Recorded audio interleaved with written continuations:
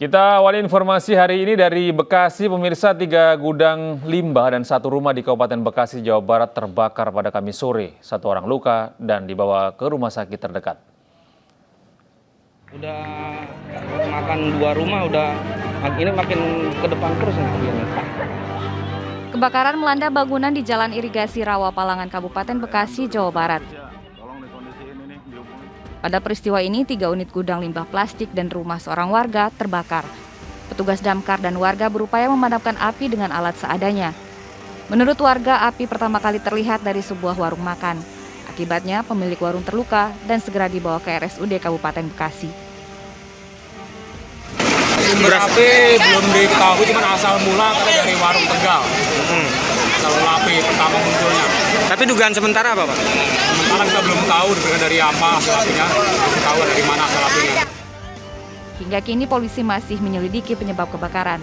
Kerugian diperkirakan hingga ratusan juta rupiah. Dari Kabupaten Bekasi, Jawa Barat, Didi Junaidi, iNews melaporkan. Pemirsa, sepasang kekasih menjamret ponsel milik bocah berusia 11 tahun di Jatinegara, Jakarta Timur, terekam CCTV. Korban melawan sehingga pelaku menabrak tembok dan terjebur ke saluran air.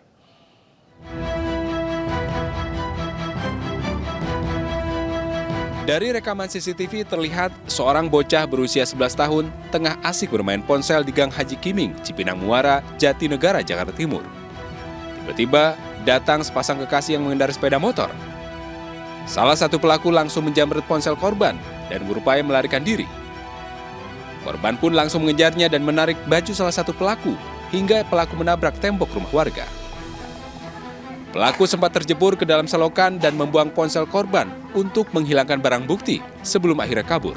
Ponsel yang sempat dibuang pelaku ke selokan kembali diambil oleh korban.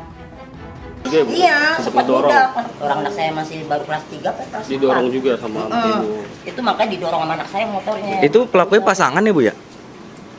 Iya, pasangan. Itu terus HP-nya dibawa kabur apa gimana? Enggak, dibuang comberan. Sama pelaku. Tapi sempat diambil sama anak saya. Kalau enggak bubur diambil kan nantinya kan mati. Warga mengaku resah atas kejadian tersebut.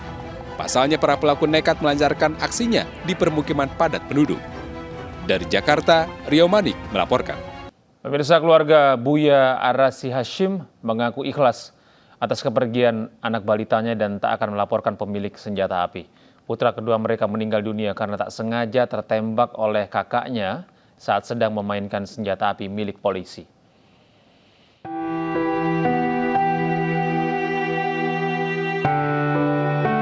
Tangis ulama Buya Arasi Hashim dan istrinya Eli Ermawati pecah menyaksikan jasad buah hatinya yang masih berusia 3 tahun, Hushaim Syah Wali Arazi, dibungkus kain jenazah. Putra kedua mereka tak sengaja tertembak oleh kakaknya saat sedang memainkan senjata api milik polisi. Kemudian jenazah dibawa ke pemakaman tak jauh dari rumah mereka untuk dikebumikan. Sementara itu, pasca peristiwa yang menewaskan korban, keluarga mengaku ikhlas dan tak akan melaporkan polisi pemilik senjata api.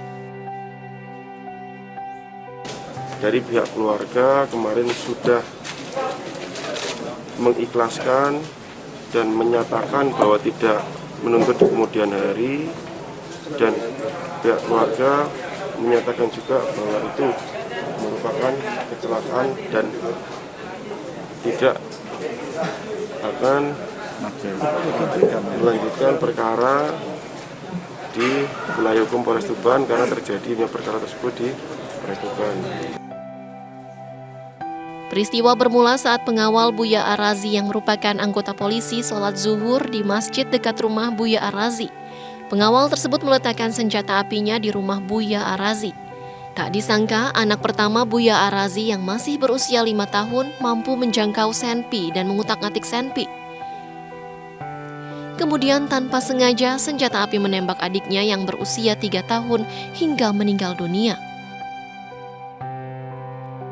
Dari Tuban, Jawa Timur, Pipit Wibawanto, iNews melaporkan. Pemirsa, petugas berhasil menangkap seorang pelaku pelecehan seksual di dalam kereta api. Pelaku beraksi dengan modus membuka aurat.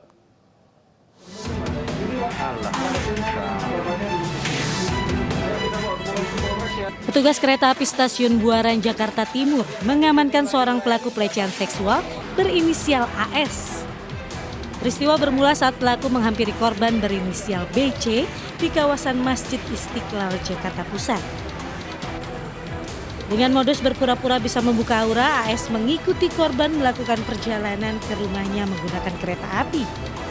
Di dalam kereta, pelaku kemudian melakukan pelecehan seksual terhadap korban sebanyak 2 kali di area paha dan payudara. Korban kemudian berteriak hingga akhirnya pelaku diamankan petugas. Pelaku bersama korban akhirnya dibawa ke Mapolres Jakarta Timur.